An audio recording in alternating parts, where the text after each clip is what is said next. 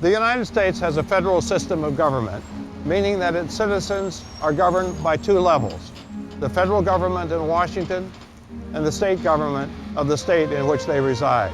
I'm a resident of Massachusetts, meaning that many of the laws that I live under are passed by the Massachusetts state government. Each of these levels has sovereignty. When they're within their own sphere of authority, they have final authority. That's an unusual arrangement. Most countries have what's called a unitary government. Under a unitary government, the national government alone has sovereignty. Take France as an example. It has 27 provinces. Now, on paper, they look a lot like the American states, but any decision that they make can be overridden by the national government.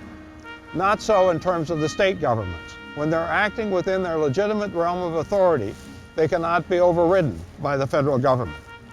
But where's the dividing line? What separates national power from state power? That issue came before the Supreme Court when they looked at the Affordable Care Act of 2010. By a 5-4 decision, they ruled that the Affordable Care Act was a legitimate expression of federal power. It upheld the act. Now, what was the basis for that constitutional decision? And why did it decide in favor of federal authority? For answers to questions of that kind, we have to go back to the beginning, to the writing of the Constitution.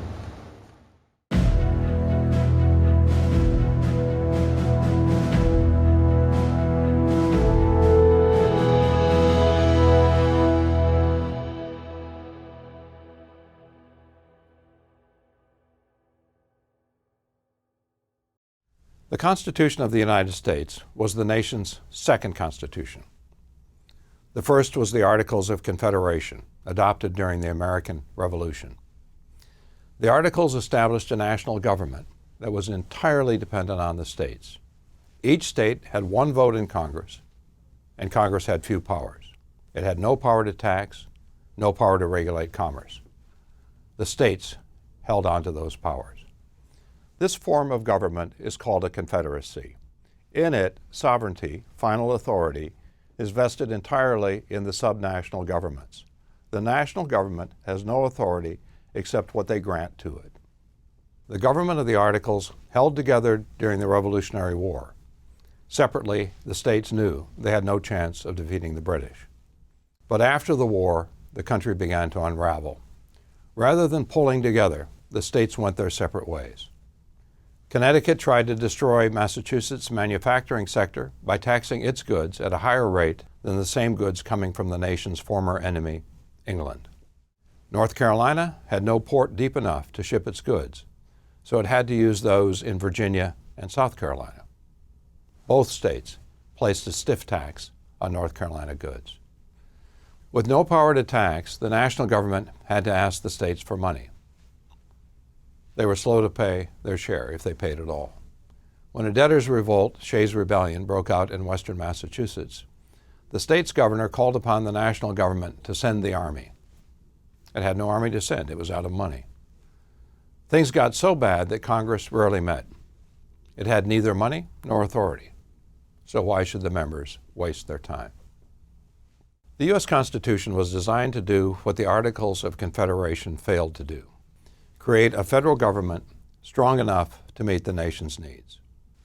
But the writers of the Constitution also had to take into account the existence of the states. Speaking for nearly all the delegates to the Constitutional Convention, Virginia's George Mason said that he would never agree to a union that failed to keep the states. And even if the delegates had thought differently, the Constitution had to be ratified by the states, and they never would have agreed to vote themselves out of existence. That was the reality, and it led the framers to invent a system of government the world had never seen. It was a federal system, where sovereignty was divided between a national government and state governments. Each level would have final authority in its sphere of operation. Now, to make that work, each level would have to have the power to tax the people. Without that power, it would not be able to maintain its independence from the other government. Now, for many Americans at the time, the issue was not whether the states should be kept, that was a given, but whether it was wise to create an independent national government.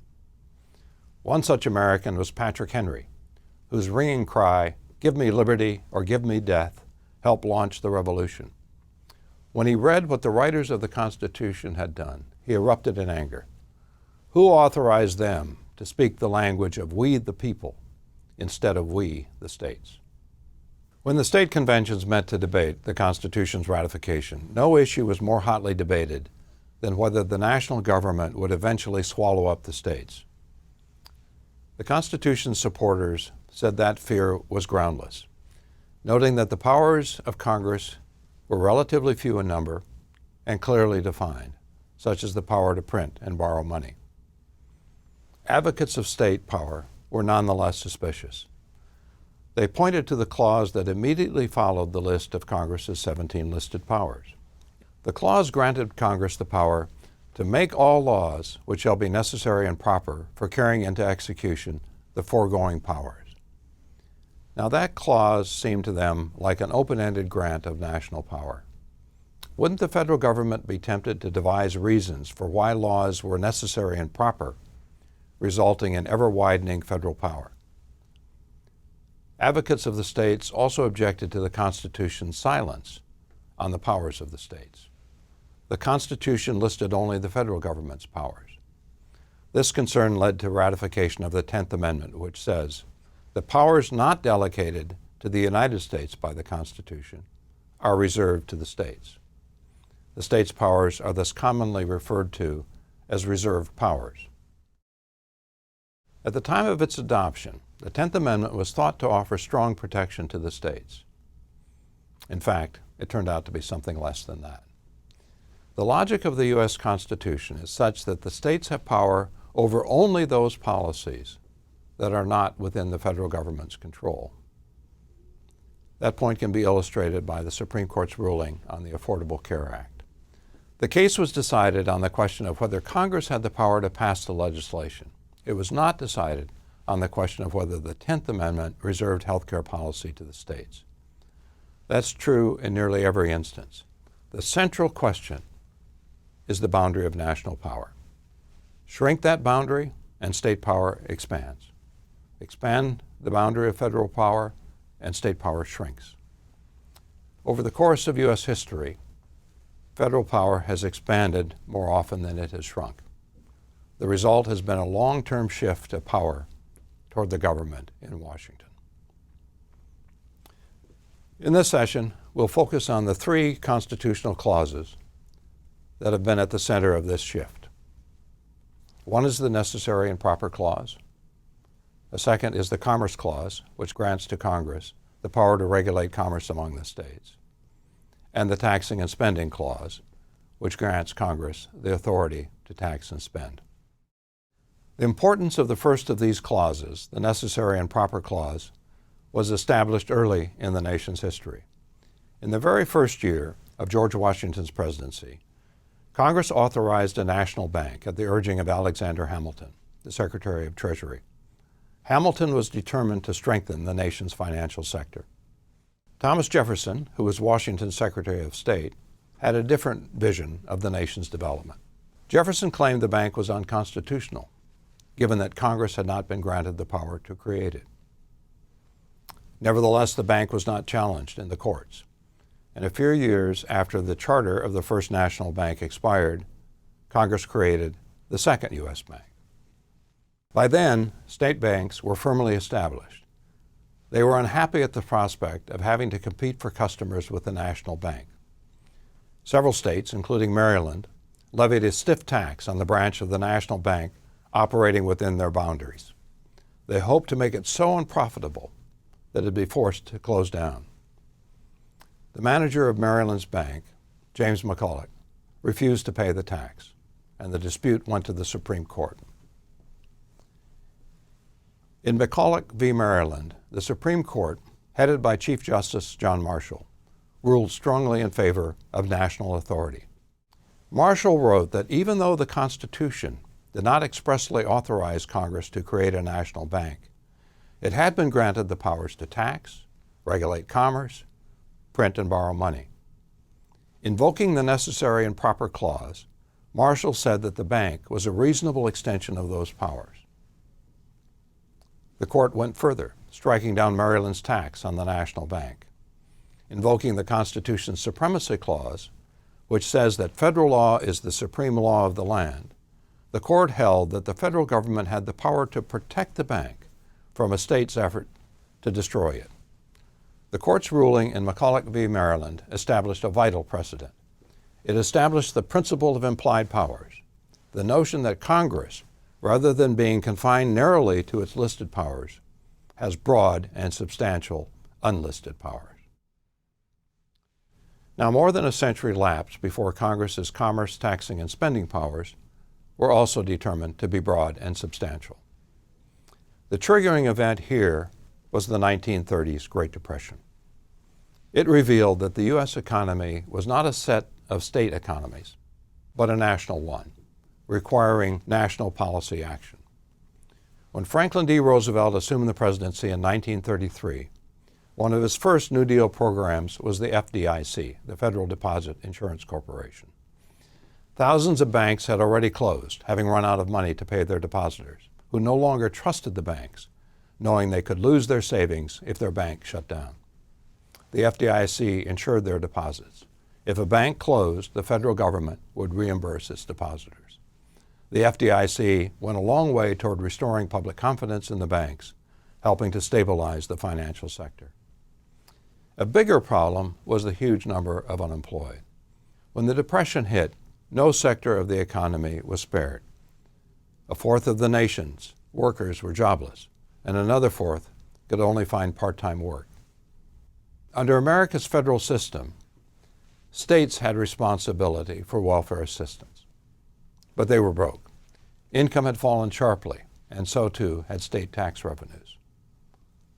As the food lines got longer and longer, Americans looked to the federal government for help. Its tax revenues had also fallen, but unlike the states, it has unlimited power to print and borrow money. It had cash, whereas the states did not. To get Americans back to work, President Roosevelt convinced Congress to enact laws designed to stimulate the economy. The U.S. Supreme Court stood in his way. The court was dominated by free market advocates who opposed nearly any form of economic regulation, federal or state. The Supreme Court struck down most of the New Deal programs by a 5-4 vote, usually on the grounds that they exceeded Congress's authority to regulate interstate commerce. The court interpreted the Commerce Clause so narrowly that even the coal industry, which reached into every corner of the country, was judged not to be part of commerce between the states. When Roosevelt won a massive re-election victory in 1936, it was the biggest landslide in presidential history. It was clear that the American people were on his side, not the courts. When Roosevelt then threatened to expand the number of justices on the court beyond its 9 members, which is a constitutional power available to Congress, a showdown between the judicial and executive branches seemed unavoidable. It was averted with the famed switch in time that saved 9. Owen Roberts, the youngest of the justices in the 5-4 majority, switched sides, giving Roosevelt a 5-4 edge on the court. Soon thereafter, the court upheld the National Labor Relations Act, which gave employees the right to collective bargaining. Subsequently, the court ruled that Congress's commerce power is as broad as the economic needs of the nation. Today, as a result of that interpretation, Congress has authority to regulate nearly all aspects of commerce, everything from corporate mergers to financial dealings, even to the extent of having the power to tell farmers how many acres of a particular crop they can plant. Though it received less attention at the time, the Supreme Court in the 1930s established another key precedent. The issue was whether congressional taxing and spending was restricted to programs related to Congress's listed and implied powers, such as military spending. Could it also tax and spend in policy areas far removed from the granted and implied powers? In Butler v. United States, the Supreme Court held that Congress had that authority. The court said that Congress's power to tax and spend is limited only by the requirement that it shall be exercised to provide for the general welfare of the United States. That was a broad grant of power. General welfare is a far-reaching category, one that covers an extraordinary range of public policies. Now let me give you an example to clarify what this interpretation of Congress's power allows and what it disallows. If you're an American under the age of 21, you've seen the sign. Do not enter unless you're 21. You might be old enough to vote, but you're not old enough to drink legally in a bar or restaurant. Why do states have a 21-year-old drinking age? Well, that wasn't always the case. A few decades ago, most states had a younger age limit. The change was a result of the exercise of Congress's spending power. In 1984, Republican President Ronald Reagan proposed a 21-year-old drinking age, claiming that fatalities from alcohol-related traffic accidents involving young drivers were intolerably high. Congress liked the idea, but it lacked the constitutional authority to take direct action. Congress could not mandate a national 21-year-old drinking age. The states hold the constitutional power to determine the legal drinking age of their residents. So what did Congress do? It passed a law saying that states would lose 10% of their federal highway funds if their drinking age was under 21 years of age. The legislation had its intended effect. Rather than lose their highway funds, states set their drinking age at 21. When the state of South Dakota challenged the law, the Supreme Court ruled against it, saying that the law was a valid use of congressional spending authority because it provided for the general welfare. Congress's taxing and spending power was the basis in the 1960s for President Lyndon Johnson's Great Society.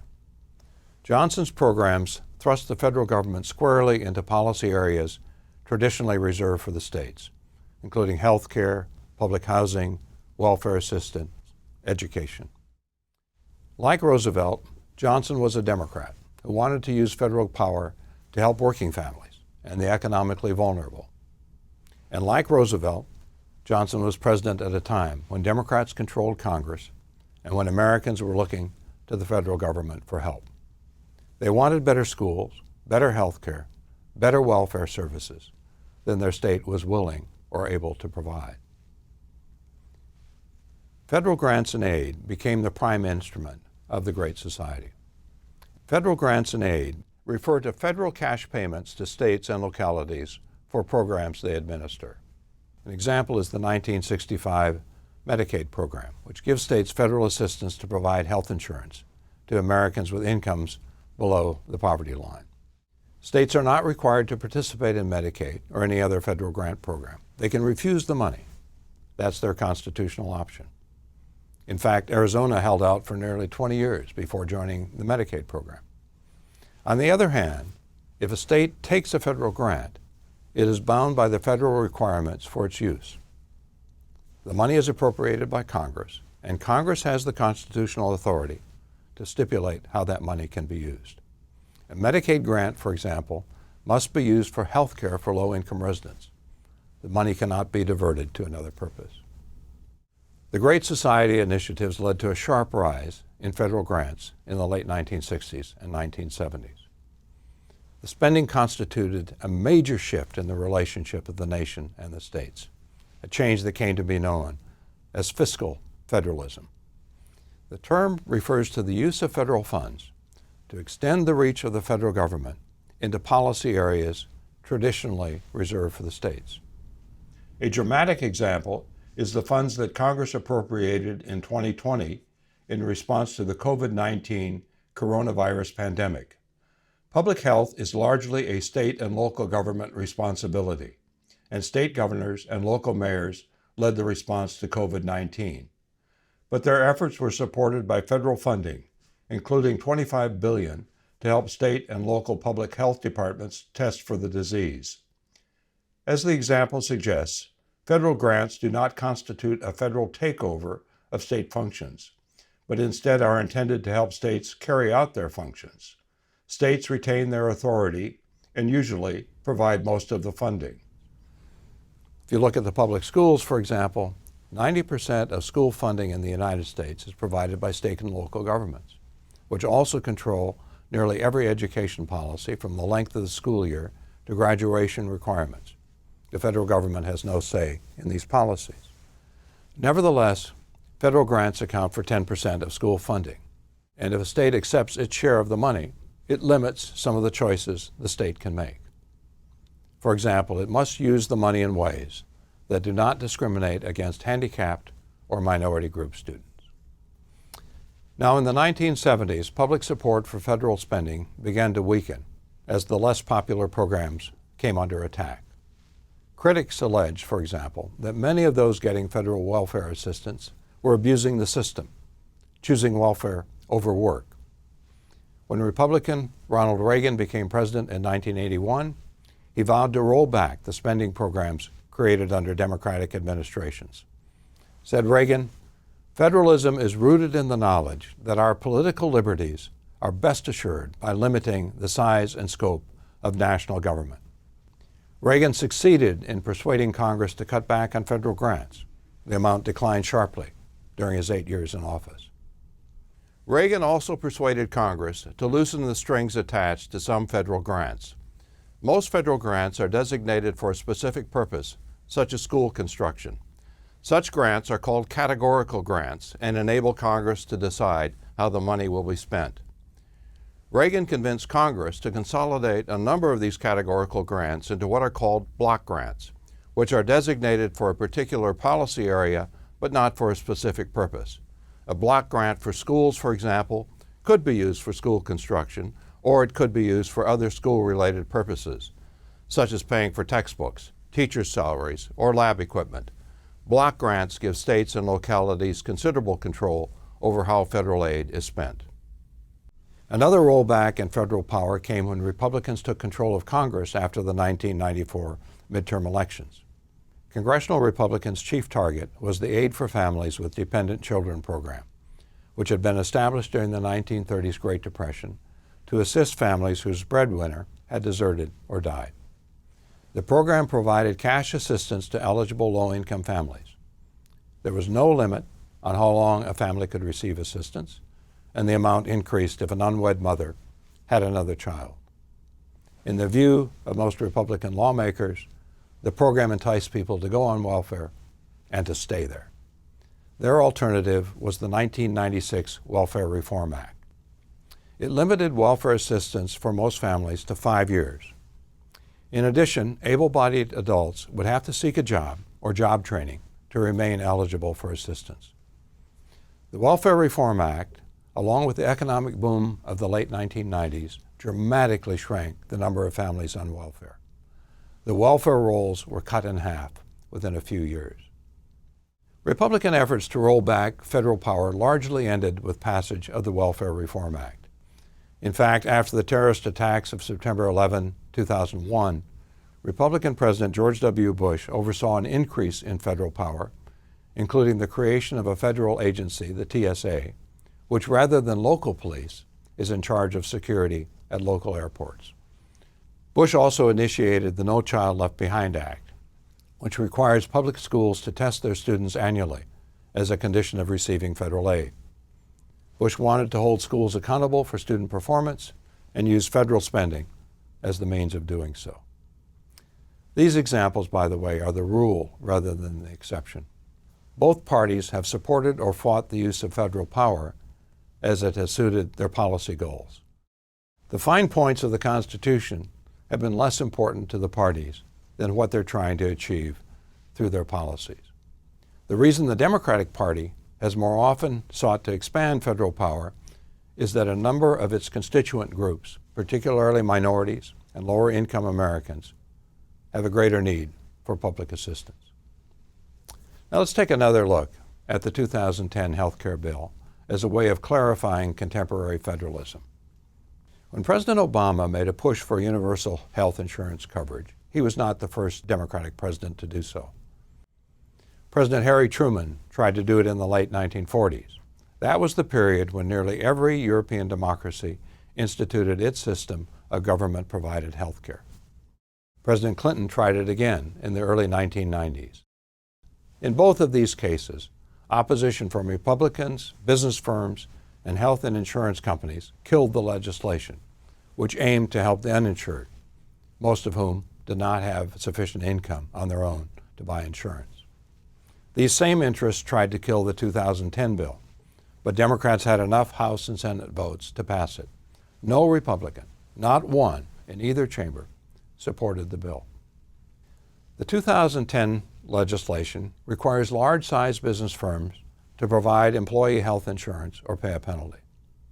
It expands Medicaid by increasing the number of lower-income people eligible to enroll, and it provides Americans of modest income with a federal subsidy to help them buy insurance.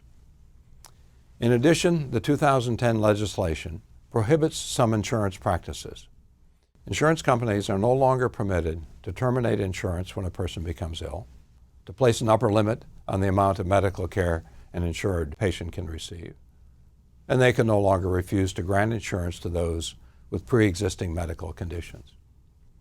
Before the bill was passed, the states determined whether insurance companies could engage in these practices.